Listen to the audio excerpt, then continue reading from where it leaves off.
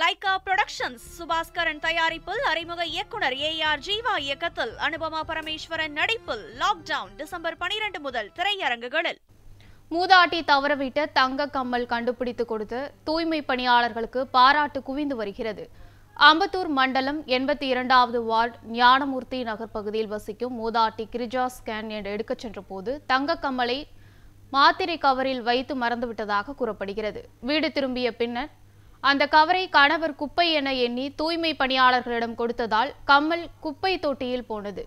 இதுகுறித்து சந்தேகித்த மேற்பார்வையாளர் ஸ்ரீநாத் சீனிவாசன் பேட்டரி வாகன ஓட்டுநர் நவீனுடன் சேர்ந்து குப்பை தொட்டியில் தேடி கவருக்குள் இருந்த தங்க கம்மலை மீட்டனர். பத்திரமாக கம்மலை ஒப்படைத்த தூய்மை பணியாளர்கள் மற்றும் மேற்பார்வையாளருக்கு பொதுமக்களிடமிருந்து பாராட்டுகள் குவிந்து வருகின்றன.